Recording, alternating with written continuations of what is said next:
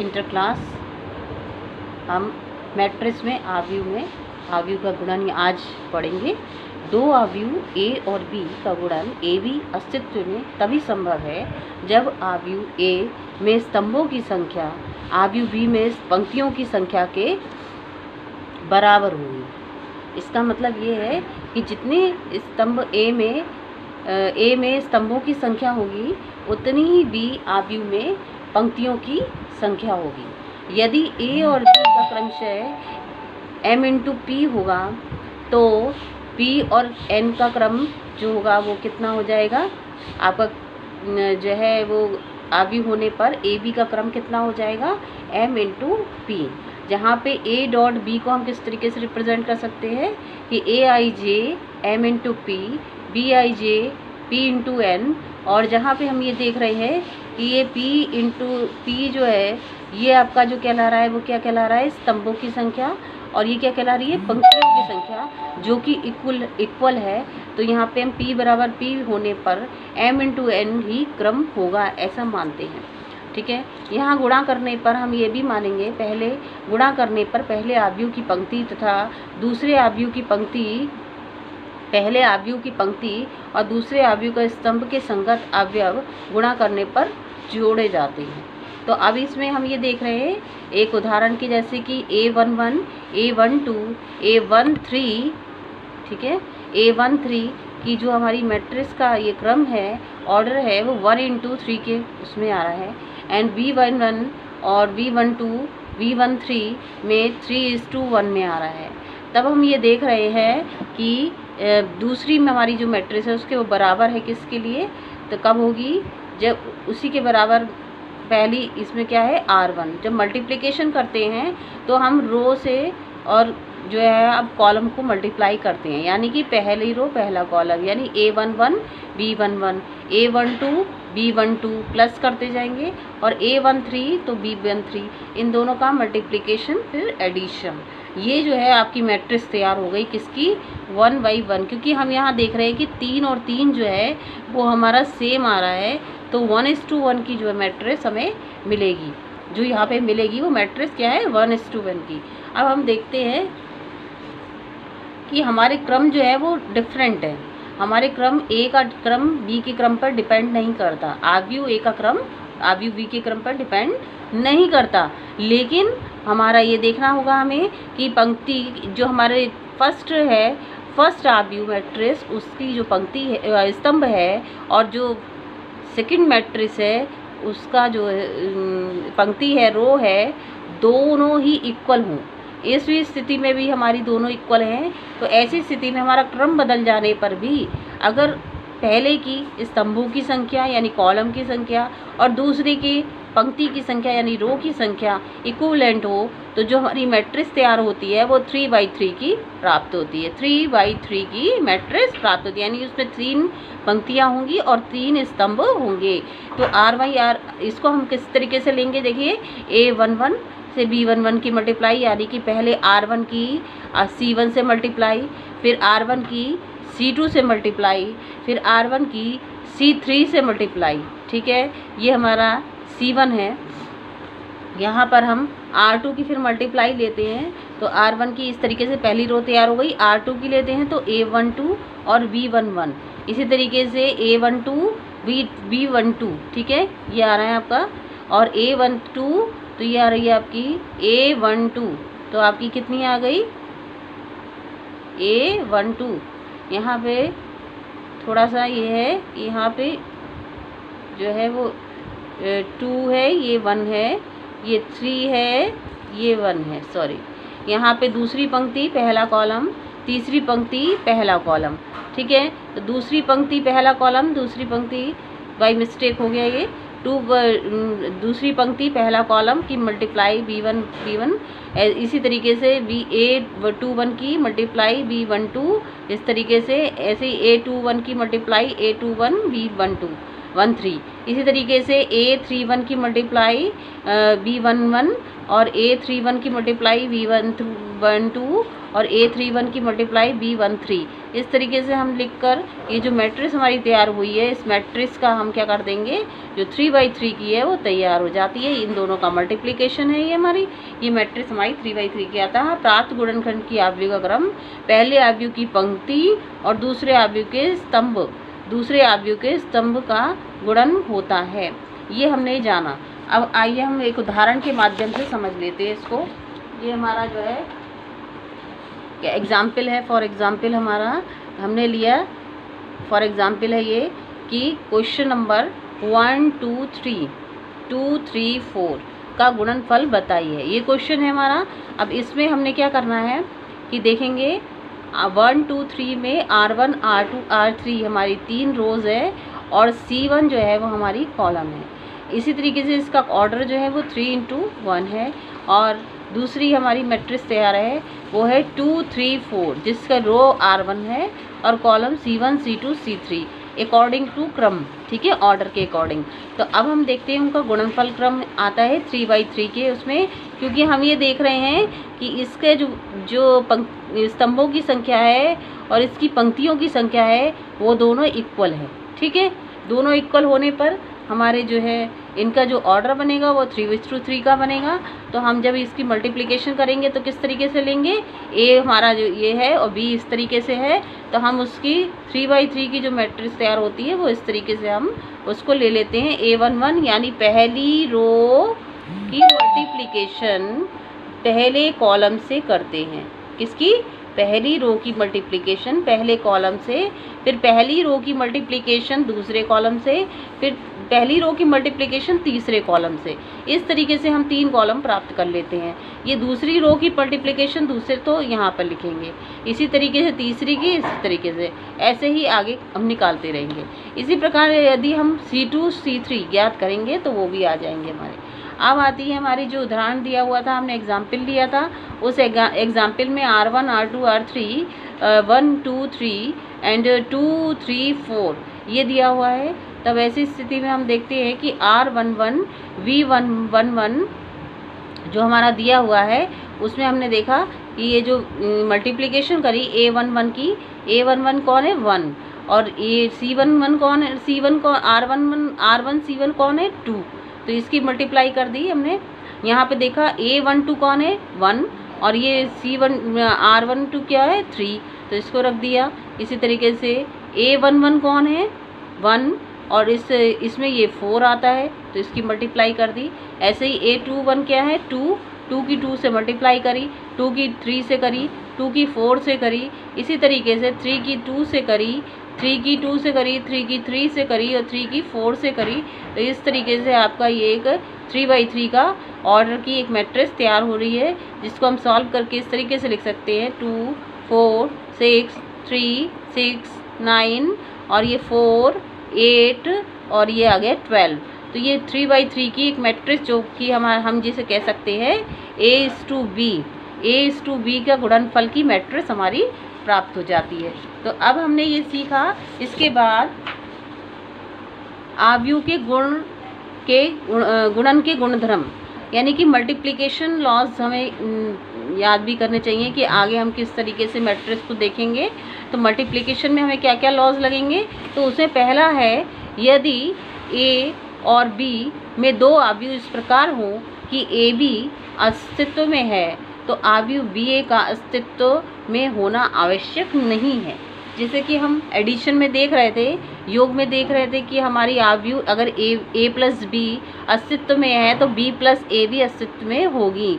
लेकिन यहाँ पे मल्टीप्लिकेशन में हमारा ये है कि अगर AB अस्तित्व में है तो ज़रूरी नहीं है उसका मल्टीप्लिकेशन तभी संभव है जब B की मैट्रिक्स अगर A के अवयवों की स्तंभों की संख्या B के पंक्तियों की संख्या के बराबर होती है तो A भी संभव है। इसी तरीके से B और A के भी तभी संभव है जब B की पंक्तियों की संख्या स्तंभों की संख्या और A के पंक्तियों की संख्या इक्विवेलेंट हो। अब यहाँ पे सेकंड हमारी कंडीशन आती है यदि A और B 2 आव्यूहों को AB व BA में अस्तित्व होने पर क्रम समान हो, ये आवश्यक नहीं। तो क्रम समान ना होने की कंडीशन में AB is not equal to BA होगी, ऐसा संभव होगा। और फिर इस तरीके से हम ये देखते हैं कि यदि ए बी व बी ए दोनों के क्रम इस प्रकार से दिए हों कि ए और बी के क्रम समान ना होने पर होंगे तो बी ए का क्रम वही होगा जो कि बी ए का क्रम होगा। अगर दोनों के क्रम इस प्रकार से दिए हों, समान हो, ऐसी स्थिति में ए बी और बी ए का क्रम बराबर होने पर भी बराबर नहीं होंगे। बराबर होने पर भी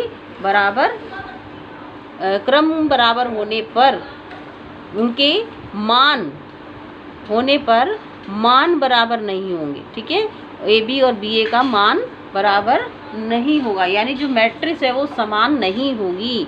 ठीक है, अब चौथी कंडीशन हमारी ये आती है, आव्यूह का गुणन आव्यूह के योग का पर वितरण होता है। वितरण का नियम हमने सुना है, जैसे कि क्रम विनिमय जो ये योग और गुणन दोनों पर लगता है वितरण का नियम, क्योंकि हमने पीछे जो है परिमेय व्यंजक में सुना था, और जिसे हम कह सकते हैं पॉलिनोमियल।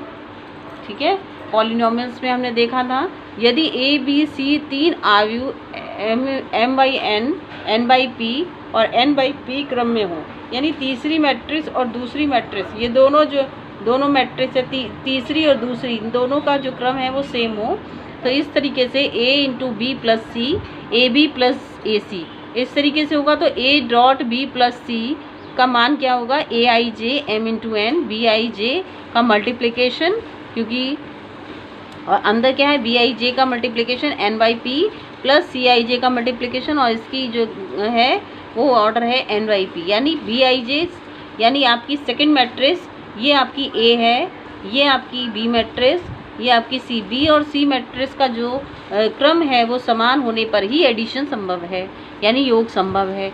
फिर उनका मल्टीप्लिकेशन जब हम उससे करेंगे तब उसका जो है दूसरी पंक्ति, यानी कि ये आपकी पहली वाली का स्तंभ और दूसरी वाली की पंक्ति दोनों इक्वल होने पर ये दोनों जो हैं वो ई आई जे को रिप्रेजेंट करेंगे इनका मल्टीप्लिकेशन, जो कि मैट्रिक्स का क्रम m इंटू पी होगा। ये बहुत ध्यान से बच्चों समझने वाली बात है यहाँ पर। और राइट हैंड साइड में जहाँ पे ए बी प्लस ए सी के लिए लेते हैं तो हम ए बी का मल्टीप्लिकेशन को f से डिनोट करके आई जे m इंटू पी ले रहे हैं, और ए सी का मल्टीप्लिकेशन जी आई जे करके m इंटू पी से ले रहे हैं। तो यहाँ पर इनका दोनों का एडिशन सेम होने पर H I J M by P की मैट्रिक्स तैयार हो जाती है। ठीक है बच्चों, यहाँ पे हमने ये बात समझ ली। अब इसी को मैं क्वेश्चन के उससे देखूंगी। क्वेश्चन क्या है आपका जो है वो दे रखा है,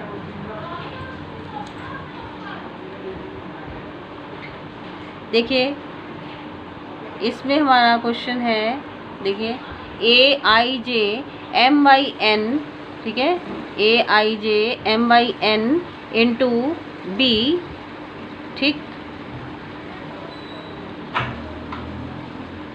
इंटू बी। तो ए और बी की आपने देखा, जिसको मैंने उदाहरण के उससे लिया है, जहाँ पे m बाई एन है और यहाँ n बाई पी है। तो हम ए बी को जब ले रहे हैं तो सी I J m by P की मैट्रिक्स में देख रहे हैं आप, यहाँ पे इसका मल्टीप्लिकेशन हो गया, तो इसकी जो बचे वो m और इसका p, जो ऑर्डर बचा है उससे सी आई जे प्राप्त हो गया। बी ए को हम ले रहे हैं नॉट इक्वल टू, इसका मतलब ये है कि अनदर कोई हमारी दूसरी मैट्रिक्स तैयार होती है डी आई जे की फॉर्म में, जो वो कैसे प्राप्त होती है, जैसे कि बी के हमारी क्या थी, B I J N into P और A I J M into N, जिसमें पी और एन एम जो है वो जो हमारी जो है वो प्राप्त बराबर ना होने पर ये हमारा जो मल्टीप्लिकेशन है वो संभव ही नहीं है। अब आप समझे बच्चों कि बी ए कैसे संभव नहीं है, कि अगर ए भी संभव है लेकिन बी ए संभव नहीं है। यहाँ पे हम लिख सकते हैं कि ये संभव है किंतु हमारा बी ए जो है वो संभव नहीं है। ठीक है, आगे हम ये देखेंगे कि क्वेश्चन नंबर हमने एक लिया है, जिसमें क्वेश्चन के माध्यम से 3251, ठीक है, 3251 में हमने ये देखा कि 9467 ये हमें दिया हुआ है को जो है वो ए बी और बी ए के में रूप में ज्ञात करने के लिए हम क्या देख रहे हैं, इसमें ये देख रहे हैं हम कि ए बी जो है वो हमारा उसका जो पंक्तियों की संख्या पहला पंक्ति और इसकी पहली कॉलम, यानी पंक्ति और स्तंभ दोनों का मल्टीप्लिकेशन जब हम कर रहे हैं तो वो 3:9 प्लस 2 × 6 ऐसे करके एडिशन करते हैं, और पहली पंक्ति का फिर दूसरे कॉलम से यानी C1 से C2 से, तो C2 से जब करेंगे तो ये प्राप्त होगा। ऐसे ही R2 का जब हम लेंगे किससे, C1 से, तो ये होगा। R2 का C2 से लेंगे तो ये प्राप्त होगा। इस तरीके से हमारा जो है वो AB हमारा जो तैयार हो रहा है वो मैट्रिक्स हमारी तैयार हो रही है। तो AB की मैट्रिक्स हमारी जो है मल्टीप्लिकेशन के बाद, एडिशन के बाद ये 2/2 की मैट्रिक्स प्राप्त होती है, क्योंकि इसमें हमारा देख रहे हैं 2 पंक्ति और 2 ही स्तंभ हैं। तो इस तरीके से जो इनका मल्टीप्लिकेशन की मैट्रिक्स है वो 2/2 की है मिल गई। इसके बाद जो है हम सेकंड देखेंगे BA, ठीक है। BA की मैट्रिक्स जो है हमारी यानी B × A, यानी B के पहले हमने लिख लिया, ये हमारा B का है और ये हमारा A का है, ठीक है बच्चों। ये हमारी A की मैट्रिक्स है, ये B की मैट्रिक्स है। दोनों का मल्टीप्लिकेशन जब हम कर रहे हैं तो पहले की रो और दूसरी मैट्रिक्स का कॉलम, ठीक है, दोनों का मल्टीप्लाई कर रहे हैं हम बिल्कुल, और बीच में क्या करते हैं, एडिशन, ठीक है। इन दोनों का एडिशन यानी पहले अवयव, पहली रो पहला कॉलम का अवयव और पहली रो पहला कॉलम का अवयव का दोनों का मल्टीप्लिकेशन, प्लस पहली रो दूसरे कॉलम का और पहला कॉलम और दूसरी रो का मल्टीप्लिकेशन 4 × 5। इस तरीके से हम मल्टीप्लाई करते हुए ये जो मैट्रिक्स को है वो प्राप्त कर लेते हैं। 2/2 की मैट्रिक्स प्राप्त होती है हमारी, जो कि BA का है। और ये हमारा A देख रहे हैं हम। अब हमारी जो है BA और A में जो हमारी AB है वो इक्वल टू BA नहीं है। क्यों? क्योंकि देखिए आप, इसमें जो मैट्रिक्स हमारी तैयार हुई है वो 39, 26, 51, 27 और दूसरी मैट्रिक्स आपकी तैयार हुई है 47, 22, 25, 19। तो हमने ये देखा कि इनका ऑर्डर तो सेम है, लेकिन इनका जो वैल्यू है यानी जो नई मैट्रिक्स बनी है वो नई मैट्रिक्स इक्वल नहीं है। ये हमारी नई मैट्रिक्स इक्वल नहीं है।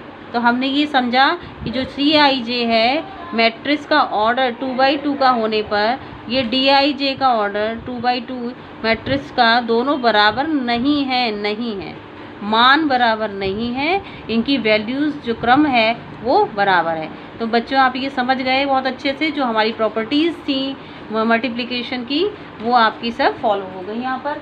अब जो आपका नया इसका जो है वो आ रही है आपकी कुछ क्वेश्चंस हैं, उन क्वेश्चन में आपके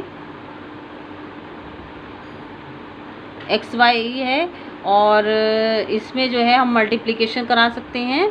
इस तरीके से कुछ है क्वेश्चन, वो मैं आपको अभी करने को दूंगी, ठीक है।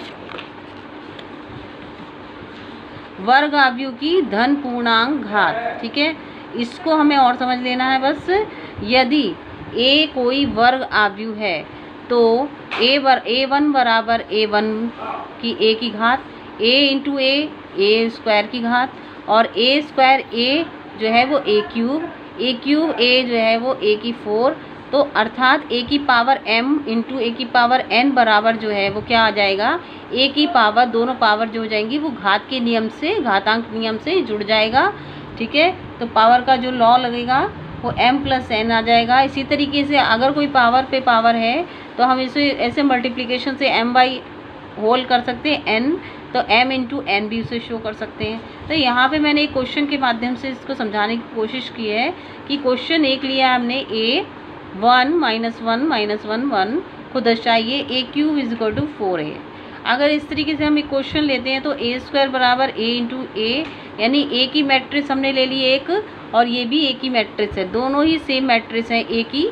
तो इन दोनों मैट्रिक्स में हमने मल्टीप्लिकेशन करा तो 2/2 की, क्योंकि संभव है यहाँ पे रो, यहाँ पे इसका कॉलम, इसकी रो दोनों सेम होने पर इसका जो मैट्रिक्स बनेगी वो हमारी जो आ जाएगी वो 2/2 की ही बनेगी। तो हमने ये A² बताया आपको, यहाँ पे A² की मैट्रिक्स तैयार हो गई। अब A² में A³ की मैट्रिक्स बनाने के लिए हम ये A² का है, ये A की है, दोनों मल्टीप्लाई करके फिर हमने ये इसको निकाला है। और फिर यहाँ पर लेफ़्ट साइड में, ये तो हमारा था लेफ़्ट, अब राइट साइड में जब हमने लेके चले हैं, ये हमारी लेफ़्ट हैंड साइड है, अब ये हमारी राइट हैंड साइड है। राइट हैंड साइड में क्या है 4 इंटू ए, 4 इंटू ए के लिए हम ले रहे हैं, राइट हैंड साइड में हमारी 4 इंटू ए है, उसके लिए हम ले रहे हैं 4 इंटू ए की मैट्रिक्स तैयार कर दी। 4 हमने पहले ही पढ़ा था, जो कोई स्केलर क्वांटिटी होती है उसका मल्टीप्लिकेशन अगर किसी मैट्रिक्स में करेंगे तो हमारा जो वो है मैट्रिक्स वो एक तैयार होती है। उस मैट्रिक्स को हम ये देख रहे हैं, अब ये left hand side is equal to right hand side, और इसको करने पर हमारा ये जान रहे हैं क्यू समीकरण ए की और समीकरण बी की 4a इक्वल हो रही है और मैट्रिक्स हमारी बराबर आती है, यानी इनका क्रम भी बराबर है, इनके मान भी बराबर है। तो आपने ये समझा इस तरीके से, ठीक है। अब बच्चों ये समझ लीजिए इनके क्वेश्चंस हैं कुछ एक, तो इसमें मैं क्वेश्चंस के लिए कह रही हूँ, तो वो क्वेश्चन आप लोग करेंगे। बस मैं आज यही कहूँगी कि कुछ क्वेश्चन हैं इसके, उन क्वेश्चंस को आप समझिएगा, करिएगा और कोशिश कीजिएगा कि अगर जो है जहाँ कहीं भी प्रॉब्लम हो उसको सॉल्व करने का प्रयास कीजिएगा। बाकी आगे मैं मैट्रिक्स में आपको और भी अच्छा कुछ समझाने वाली हूँ, और अपना जो है इसको बहुत अच्छे से समझिएगा।